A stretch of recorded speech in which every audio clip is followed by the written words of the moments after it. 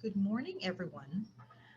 We are in Module 8, which is Qualitative Data Analysis, and I'm Dr. Chanell Concepcion from Silliman University College of Nursing. So we will talk about qualitative data analysis, the whole process, coding, qualitative data management, analytic procedure, and the research tradition in analysis.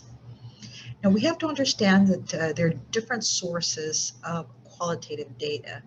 It could be from your verbatim transcripts from your interviews. That means you have to write them word for word, from your focus group discussion, from your diaries, and from your observational notes. So let's just take a look on the overview of qualitative data analysis. We have to know what are the purposes of data analysis in qualitative research. First, because we have volumes and volumes of data, we need to make sure we know how to organize it and provide a structure and get meanings from those data. We have to understand also that data analysis in qualitative research sometimes is done in conjunction or concurrently with data collection. So you do data collection, you analyze, and then you also collect data at the same time. It can be okay. That's pretty flexible. And then you have to look at the patterns and concepts um, that emerge, even starting during data collection. So my experience in qualitative data collection is that it's fun, but it's also labor intensive and lots of hard work. You have to employ critical thinking and you have to be creative, think outside the box. And you should be able to know what are the resources available to you, including the software and computers and other things that you need. I have to warn you, it's fun, but that also has a lot of challenges. First is there are no universal rules for analyzing qualitative data. Sometimes there are authors that would give you guidelines depending on the research tradition and its philosophy, but it's pretty much flexible, okay? Because there are a lot of data that you have from your transcripts, from your interviews, from your observational notes, from your fieldwork, you need to have a good strategy. And sometimes reducing the data is a struggle because you are collecting very rich data, but you need to be able to present it in understandable ways. So these are some decisions that you have to make when you are analyzing qualitative data. Who will do the analysis? Is it only you or with a theme, with a team? But you also need to know that you have to make sure that you enhance rigor, trustworthiness. And who will transcribe? Do you need to do it yourself or you get another person who was not there in the interview to transcribe it? Usually, I like to transcribe it in my own because it's my way of immersing myself into the data, but sometimes you just don't have time. So I would usually hire somebody to help me transcribe, but I would still go and look at the transcription and compare it with the recording to make sure it's accurate. So will the coding and analysis be inductive? Is it going to be bottoms up or top down? Okay, using a framework or pre-existing coding and you just kind of plug it in. It could be worrisome, but it's a very productive way to do it. Some qualitative researchers do it this way. How much data should be coded? Is just the important points or do you have to code everything? I would really suggest to do everything so that you will not miss out on the important parts in your data. Will you focus on actual words, description, and action, or the meaning, the underlying meaning and latent latent content, searching for underlying ideas and concepts? And what will be your product? Is it theories? Is it model? Are there themes that you need to produce to describe the phenomenon, for example? What about the computer? Do you need to use computer software or do you need to do it manually? You also need to know data analysis involved. You need to count the numbers or most participants, many participants. Maybe you can use word clouds such as this. This is Barack Obama's inaugural address, and there are free websites that can do word clouds for you. And Vivo has that feature as well.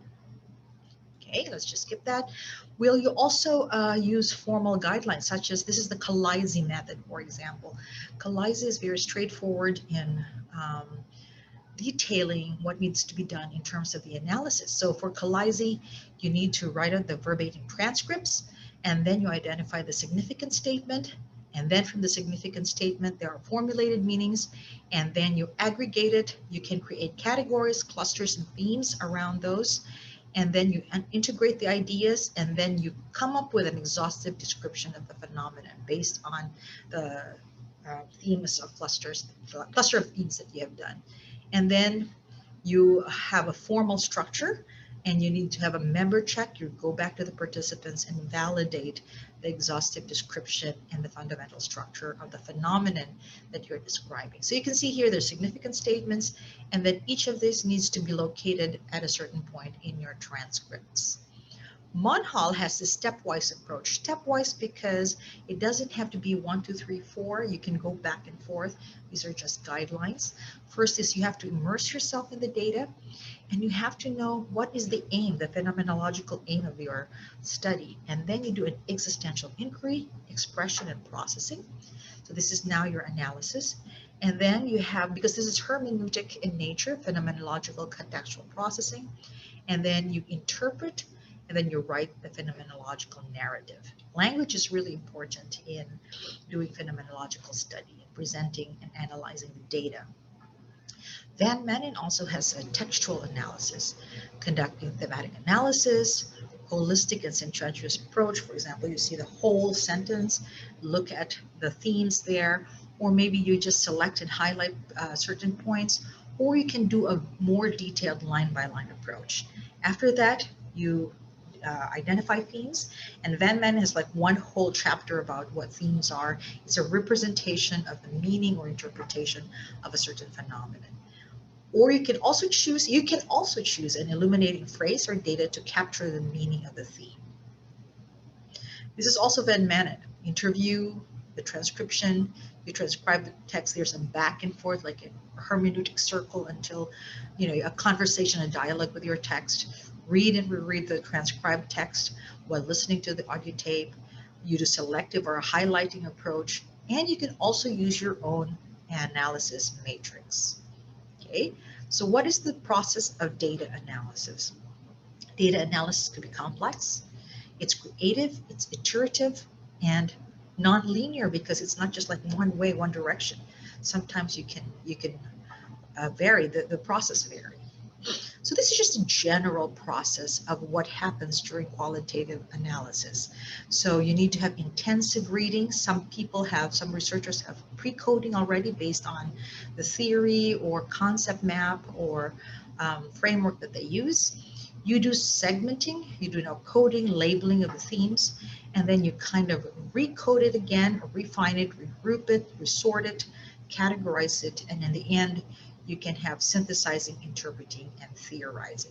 Not all qualitative research go through this process, but like we said, it's more flexible, and not all the outcomes would be a theory or model or or themes. It depends on what is the aim of your study and what is the research tradition that you are using. So this is just like data analysis process. Like you have data collection, and sometimes you have to condense the data. You have to go back and forth, and you can see that it is definitely non-linear in terms of analyzing the data. What's important is in the beginning, you have to really immerse yourself in the data, and many qualitative researchers use memoing, analytic memoing, this writing the thoughts and observations and reflections on the data. So this is an example. You can see that the writer here, the researcher here, writes out his thoughts. And this is part of your reflexivity. Sometimes it will be also part of your data analysis. So given the non-prescriptive nature of most qualitative analysis, it may be said that it is a process learned best by doing it. Okay. The data analysis activity could be categorized or could be described into 3 concurrent flows. So you have condensation of the data, where you select, focus, simplify, abstract, and transform the data. You present it in a more organized, compressed assembly of information.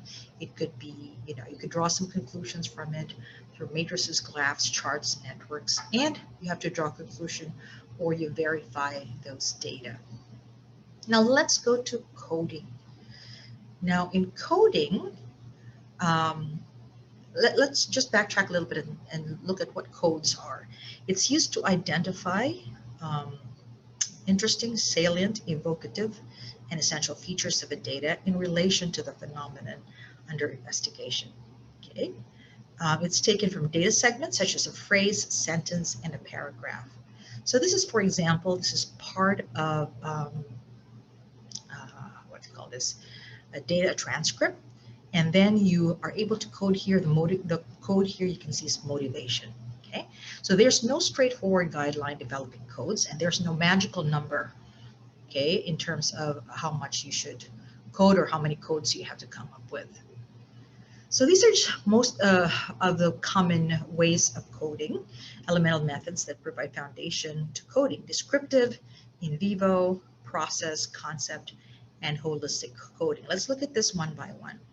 So you have descriptive coding. Usually a lot of the beginner researchers use this. They're using nouns, but it does not provide insight into the meaning. You're just kind of labeling it. For example, your excerpt in your transcript would be, the other day we ran out of everything and we had to go to church and get food. So your coding there is that you're using the food pantry or food pantry use. That's your descriptive coding. Okay. For in vivo is you use the words or short phrases from the participant's own language and the data recorded as code. So it's more kind of literal, verbatim coding. Okay, so usually you use this. You don't know how to label it. You just use their own words of the respondents. So the same excerpt and your code would be a run out of everything, had to go to church and get food. Okay, so in vivo you're using quotes from the respondents. Process coding, this is a coding method that uses gerund or a right. Just record this on the computer. Okay. All right. So for example, here, coping with the risk of hunger. All right. So this is your code, concept coding. Right? Holistic coding involves using codes to grasp broad ideas in large chunks of data rather than coding smaller segments. Okay, so for example, you're saying, this is like the whole, not just one sentence, the whole narration, and then your concept would be, this is the food management strategy. Okay, so you're looking at in chunks of data, not just looking at small segments in detail. Okay, so all right, let's have a exercise here, and what I want you to do is you go to your chat box. Okay, I will give you certain data extracts, and I want you to try to read through it and give me your code. There's no wrong answer. Just try to see what would be your coding for this different data. Okay, let's go first. Okay. All right, so let's do a descriptive coding. This is your data, and put in your chat box what you would code this for. So it says, I walked towards the school. There was a 7-Eleven convenience store 1 block away, next to a small professional office building, an optometrist, podiatrist, another medical health-related clinic. Directly across the street was an empty lot, but next to stood a Burger King restaurant. Okay. Try to look at the chat box, and I want you to write what is your code for this description. Okay, I'll wait. What would be your code? It could be one word or it could be a sentence. Okay? Anyone? Okay, proximity, good. All right, Celine says proximity. What else? What else do you have in mind? Directions, Dr. Bilsinia, good. What else? I wanted to see everyone's commercial space, Fritzy. Great. What else do you have? Others are still thinking or still connecting? I don't know. Commercial space, what else? Put in the chat box. Come on, come on. Businesses, block, okay, good. Map, location, block survey, great. Observation upon walking, that's wonderful. Location, great. Uh-huh. Wonderful. So you see, you have different codes for this, just, you know, one statement or a few statements from the respondent, but you have different codes that you have identified here. Okay. Street mapping, good. All right. Directions, location, good. Wonderful. Okay, distance. All right. So in the book, what they wrote is businesses, okay? So it doesn't mean your other codes are not right. It's just navigation, that's okay. Position. It could be businesses, establishments, right? Wonderful. Okay, let's have another one, okay?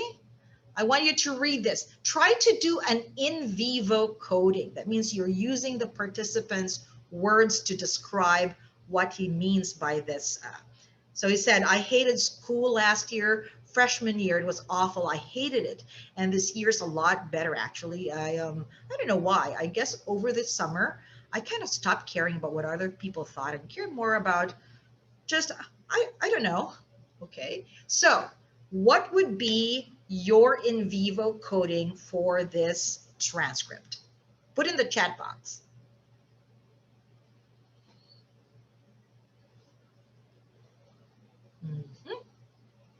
What do you think? In vivo, again, in vivo using words.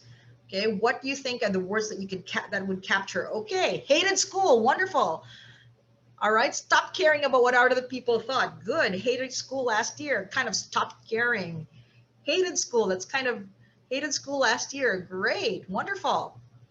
Okay. All right, looks like the hated school. I don't know. I like that. I don't know. Okay, great. Stopped caring. All right. Is this some Wonderful. kind of projection? Maybe it looks like it's so familiar. I hated going online. I hate the Zoom session all the time. Freshman is awful. Okay.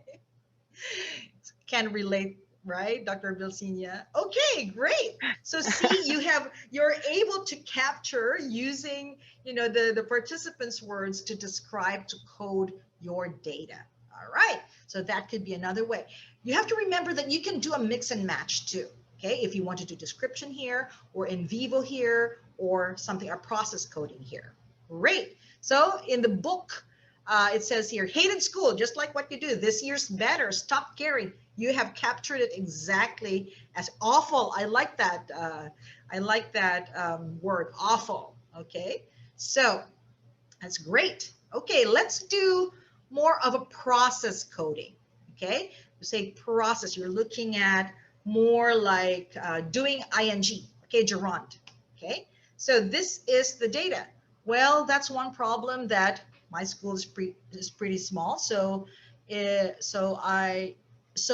you say one thing to one person and then you decide to tell two people, then those two people will tell two people, and one period everybody else knows. Everybody in the entire school knows that you said whatever it was. So, okay. So try to do a process coding. Again, you can use gerunds here, words that end in ing. Okay, let's see what you got. Okay, Kayla, gossiping, wonderful. Therese says telling people, wonderful. What else? Spreading, Mark says spreading rumors, good. Spreading information, all right. Telling, good, wonderful. All right. Gossiping across school, good. What else? Communicating, I like that. Gossiping. Sharing, good. Talking, wonderful. Disseminating, sounds so social, but you know, circulating, I like that. Telling people, good. All right, wonderful. Okay, gossiping that looks like that's occurring most of the time. You can see that the patterns are kind of, there's relaying, I like that, passing on, complaining. Okay. All right. Spreading rumors. So the book says, just like when you said, it's spreading rumors, knowing what to say, or gossiping, just like you said, right? Okay. So you can also do a kind of thematic statement in phenomenological studies. Saldana, who also included the book with Miles and Huberman on qualitative data analysis, said that especially those with phenomenological research label and analyze portion of the data with an extended thematic statement rather than a shorter code. So most of the time, if you're doing phenomenological studies, it's not just one code. Usually you would extend it into more of a theme, right? Like for example, gossiping or relaying message to other people. That could be what you would label it. He refers to this type of coding as themes or theming the data or identifying themes. Okay. So other ways to do it, you could use the affective methods. Affective would be more like emotions, values, evaluation coding. Okay. All right, let's try it. Let's try this. Okay. Try to see what is the emotion. If you wanted to do like capturing the emotion of that person. Okay. And this is the data you got. I just hated it when he got awarded with honor. I mean, we're praising mediocrity here. Never mind that what you've accomplished isn't worth squat. It's all about who you know in the good old boys network. Okay, try to see what is the emotion you think you could use to code this data. Let's see, jealousy, hatred, good, envy, frustrated, wonderful, bitterness, very good. All right. Bitterness is coming out, insecurity, frustration about the system, hatred and bitterness. Wonderful. Great. So hated it, bitterness. This is the coding that you could get: frustration, resentment, hate, dismay, disappointment. See, you're able now to code this data using the emotion coding. Very good. Now you could be qualitative data and analyzers. All right. You could also do values coding. For example, you're looking at more like evaluative, or you're looking at the responses of people. So for example, you're talking about government regulation, government control, convert religious motives, all of these things. You can look at the value depending on the research question or the purpose of your study. Okay. You can also do evaluation coding. Like for example, you're talking about the artist in residency program, right? Successful, qualified, integration, all of these kinds of things. Okay. There's also literary and language method. You can see here, this is a different way of coding. You can see here that you are trying to really look at conflicts. You would label it as C-O-N.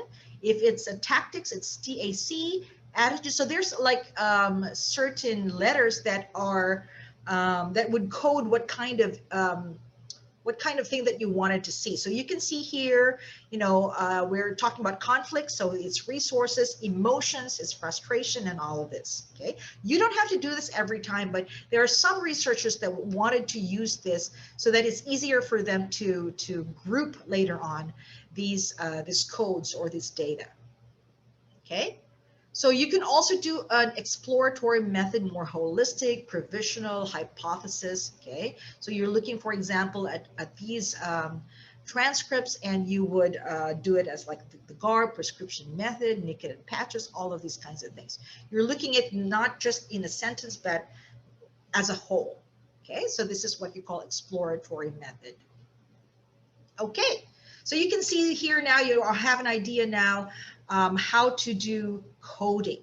Okay, so the question is that how do we manage the qualitative data? Okay, so coding and data management. So after you have to code, you have to also manage the data. So coding converts the data into smaller, more manageable units. So when you're coding, you're actually already managing the data. Now you have to make a decision whether you have to do it manually or you have to do computer software.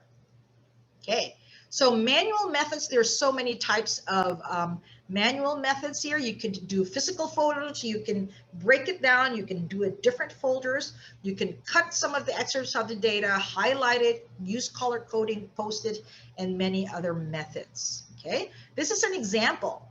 Maybe you want to do highlighting. Sometimes because there's so many codes, you run out of colors. You know, you try to mix and match colors. This could be one thing, but you can see here, the yellow represents, you know, there's always one portion in your data or your paper where you can put the codes in. All right, you can do this in Word, you can do this in Excel, or you can also do this using your NVivo or your other computer.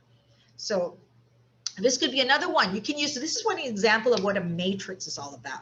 So for example, you can here on the rightmost side are the statements, but it's kind of going a different direction. Other people would also put the statement first and then looking at the themes, and then you can categorize or code the data in another column. So you can do it this way. Right? Or if you're done all of the coding, you can organize it so you can put all the greens, all the blues in different categories or different columns.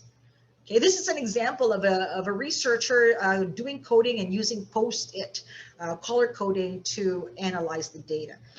This is okay, but sometimes when you're about to present the data, you know, it's a little bit problematic.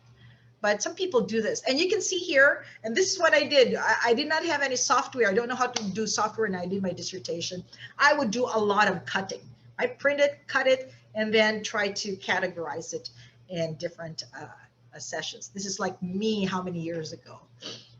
Some people would also like to do this, and then there's a margin here, and then you can put all your codings or your initial codings right here. Okay, that's manual. You could also do it in Word. You can see just using Word, but you can do the new comment right here, and then you can do all the different codes here on the side. Okay, so this is how you can do your qualitative data analysis. If you want to do line by line, there's a way that you can put them in lines, and then you can put numbers in it, and then you can put all your codes in one column. Okay, this is a line by line, sentence by sentence method of coding. Of course, there are a lot of software that are available, but most of the software you need to buy. Okay, like NVivo. There's a student version of NVivo. Some of my PhD students were able to buy. They were able to do NVivo 12, I think, which cost them about 6,000 pesos. Not bad. I think you have very limited access to it, but you can do a free trial, which is good for, I think, 14 days or less than 30 days. And then if you know, some of this could cost hundreds or tens of thousands if you need to buy it. But the student version is much cheaper. But you have to really show them that you have the ID and things like that. Okay, I usually teach NVivo to my PhD students, like Dr. Bilsinia, remember, doing the NVivo. Yes, ma'am. I still remember. Okay, so I'll just give you a little bit of sense of what NVivo can do. This is not very comprehensive, but just to give you an overview of what it is. Since 1981, NVivo has been the leading provider of qualitative data analysis software. Now, NVivo 12 is more comprehensive. Oh my God, what is going on? Let me just, what is going on? It's not very nice. Yeah, it's loading. It's loading, kind of loading. Okay, let me share it through just a moment. Okay, let me share this one instead. Okay. Okay, this might be better. Leading provider of qualitative data analysis software. Now, NVivo 12 is more comprehensive, intuitive, and more powerful than ever before. You know your research best. With NVivo, you retain control over your data. Supporting the widest range of disparate data sources, Vivo supports your methodology, whether you're doing a literature review, a dissertation, or a mixed methods study. To analyze your data, you can choose from total control with no automation to auto-coding and refining large data sets. You'll confidently explore and question your data with the widest range of visualizations in the market. With NVivo 12, you'll have more time with your data, more onboarding tools that will bring you up to speed with the software quicker. NVivo, powerful research made easier. Yeah, definitely powerful research made easier, but also you need to spend money to buy it. Okay, so let me go back to my PowerPoint. More intuitive and more Okay, let's just go here. Okay, so analytic procedures. So again, you have to identify broad categories, codes, and clusters. And we talk about using themes, and we have to remember that themes are abstract entries that bring meaning and identity to a current experience and its variant manifestation. So themes can capture and unify the nature or basis of the experience into a meaningful whole. Okay, so there are some questions that you also need to consider in the code. Sometimes when you get into your data, you say, okay, what do I do now? Just identify or what? You have to remember that the first thing you need to know is, what am I researching? What is the goal of my study? What is my research question? That's very central. And you have to keep it in your mind as you do the coding. So you would think of, what are the people doing here? What do I see? What's going on here? What are we trying to accomplish? You know, these are questions that you need to put in your mind as you code. So it's not just any code for that matter. You have to be more purposeful or intentional in doing your coding. So this is an example of how you can crunch or you can categorize. So for example, these are all the statements in the first in this first column, and then you're able to look at the codes, and they share the same codes, and maybe you can cluster them together and say this is agonizing over what should have been. Okay, so this is the theme that's emerging from your data. So now you're doing a reduction, right? Okay, and you can do thematic analysis. When you do that, you can look at similarities, contrast, maybe commonalities. Are there natural variations? What are the patterns here? How do I interpret? For example, if somebody just says, oh, I'm fine, but of course somebody died, you have to just not look at what is said, but you have to look at what is unsaid. You have to look at the context. This is part of, for example, interpretive or hermeneutic phenomenology. Integrating themes or categories into integrated description, models, or theories. Okay, so you can see here all the data, you do the codes, and then you categorize, and then you cluster them together in themes or concepts or subcategories, and then you have your themes, assertions, description, or your theory. If that is, it's, for example, you're doing a grounded theory. Okay, so let's look at, we have a few more minutes left, but let's look at some of the research traditions. Each of the research tradition have their own kind of uniqueness in terms of data analysis. We don't have to go through this. You can read the PDF file if you want to look at this. For example, in ethnographic study, you have 12, like Spradley was giving us 12 sequences of how you do ethnographic analysis. If you do ethno-nursing, for example, Leininger also has prescriptions or guidelines, not prescriptions, maybe guidelines on how to analyze data. Okay. If you do a phenomenologic study, for example, a descriptive study, I talked to you about Kalaidze. So Kalaidze has this guideline. If you use Georgi as your underlying methodology, this is also what the guidelines are, or Van Kamp, right? Okay, this is an example of Kalaidze. So you can see here, this is the formulated meanings, then there are theme clusters, and then the emergent themes are identified here. So sometimes you have a first theme, and then you reanalyze it again. You could transform it into second theme. Sometimes you also need to relabel your themes that would really describe what the experience is all about. Okay, so this is just an example.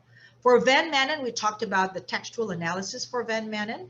Van Manen, you could also use the live worlds or life worlds.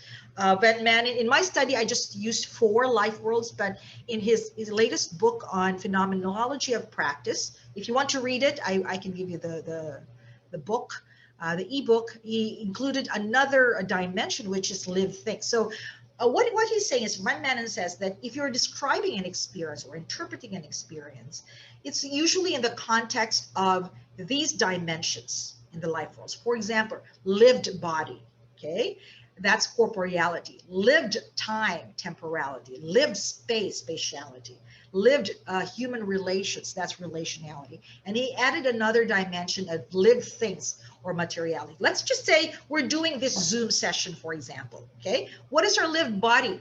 Sometimes it's so uncomfortable because you have to sit here. That's my experience, right? Or I'm just talking to myself. I see my video here and looks like all of you are quiet and only Dr. Bilsini is talking to me. That seems like I'm so uncomfortable. So that's your experience in your body. Like, I wanted to go to the bathroom, but I can't because I have to get stuck here and finish my lesson, for example. Live time. Sometimes when you are doing a synchronous session, 1 hour is a bit too long, don't you think? I'm already almost like 1 minute before 12 o'clock. Or space, what does the space look like? It looks like here's supposed to be so really lively when it's a face-to-face a teaching, but now it's like I'm isolated, right? Or your relations. Yes, you can talk to your classmates, but it's different when you do a face-to-face. I cannot hug people, or I cannot talk to them, or I cannot touch them. There's physical distancing, there's social distancing, but it just feels different when you're just talking to somebody in Zoom, for example. Live things. I cannot live without a good connection or a good computer or a good, sometimes our phones are attachment of ourselves already. So these are, the experience can be viewed in this life worlds according to Van Manen. Okay, so this is the example of the matrix that I did in my research. So I got off a statement, what was said. And then because this is hermeneutic phenomenology, I was trying to say, what are the things that the participants are not saying, but it's included in the context, and I can correlate it or triangulate it in the different parts of the data. So after that, what are the thematic categories? If I cluster it, what is it? And then if I use the life worlds to analyze it, where would this fit? Is this more on a lived body, or is this relationality and all of that? Okay, so these are examples. And towards the end, I was able to look at what are the themes that relate to corporeality, spatiality, relationality, and temporality.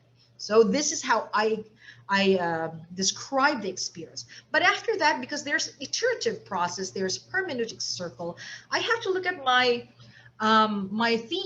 goal. My goal is I wanted to describe and interpret the experience of non-Chinese people being cared for by Chinese nurses. That's my aim. Now, how do I describe it? So all of the themes that I have identified, I recalibrated it, reorganized it so that I can give more of a thorough description of the phenomenon. So I looked at knowing persons through intention care, and the themes are still there, the sub-themes are there, celebrating of expressions of caring, and then trusting and finding hope, and navigating the now and negotiating the next. Okay, so this is my description of what the phenomenon is all about. And then I even used stories that would, I did a linguistic transformation of those themes, and you could use poems, stories, or different ways of expressing your results. So here, I don't have to go through this, but this is grounded approaches. You have Glaser, Corbin and Strauss, Charmaz. They also have guidelines in doing this. Okay, so you can see there are also qualitative research that are not linked with any research tradition. Like it's not phenomenology, it's not grounded theory, it's not ethnography, it's just a generic qualitative description or qualitative analysis. So most of the researchers use content analysis. Okay, there are 3 approaches. You have conventional, direct content analysis, or summative content analysis. You could read your PDF file for more discussions on this one. Okay, usually the framework, you have to be familiar with your data, identify initial themes, and then you start coding, indexing, clustering. You chart them, you map them, and then you interpret. So this is more of the general framework of how qualitative data analysis, especially if you do not have any research tradition like phenomenology, ethnography, grounding theory, and so on and so forth. You would also probably use focus group discussion, FGD data.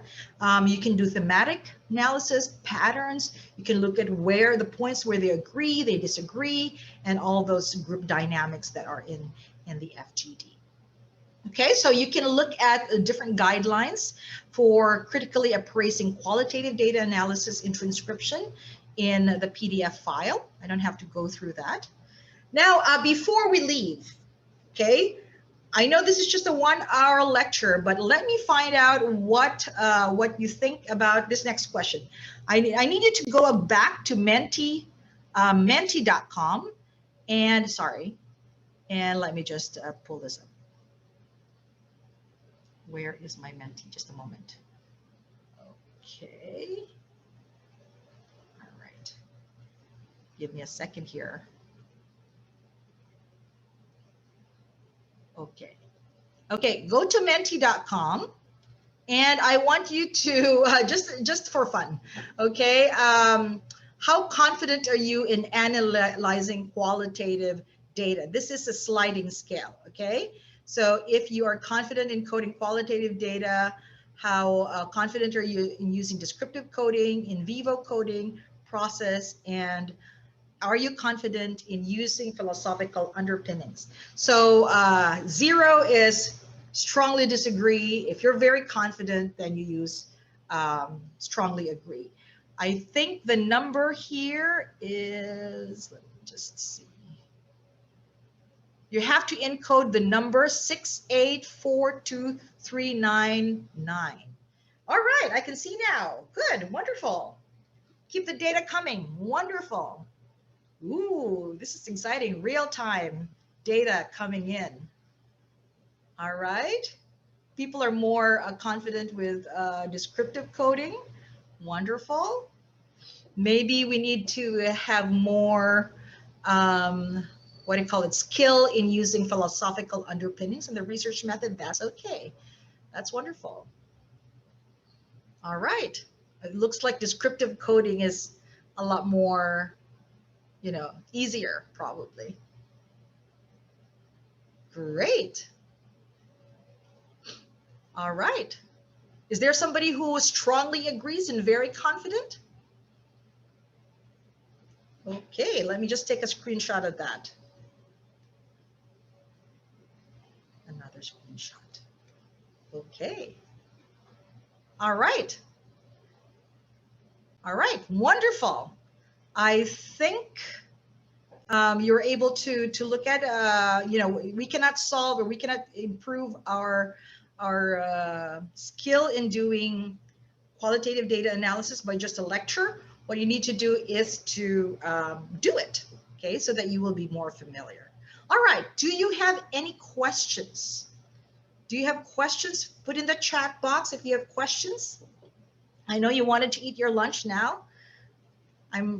I'm probably looking like your lunch already, but if you have any questions, please write it in the chat box. Okay, any questions? Or you can unmute yourself and you can let me know if you have questions. Dr. Bilsinia, do you have a question I can answer? No, ma'am. Very No? clear. I would like to give you a clap. Oh, wonderful. Thank you. Thank you, Dr. Bilsinia. Okay, so if you have other questions, you can ask Dr. Bilsinia or you can ask myself, and yes, we will try to answer it the best we could.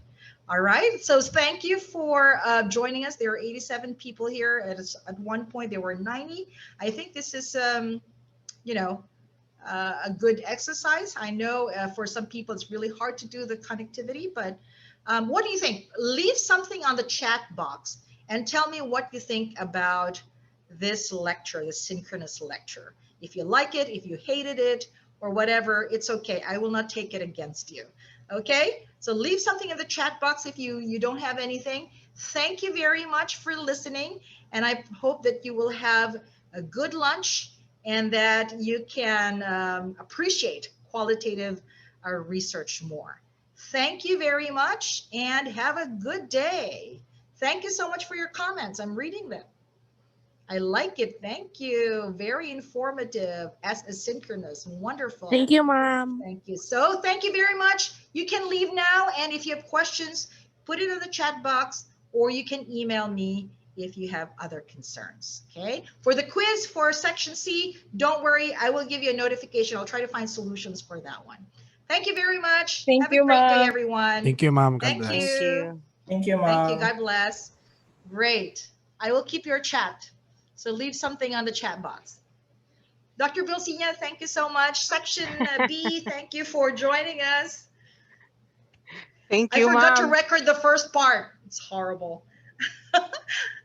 I put myself to record in Zoom, but I was too consumed with my presentation that I Yeah, maybe forgot. if you do this again, you can ask me to co-host so that I will take charge Yeah, of. I should have done that. It's so hard to be the lecturer at the same time you're doing the moderation. Yeah, Right? I can understand. Yeah. Thank you, ma'am. Thank you. Bye. Bye. Take care. How do I stop the recording?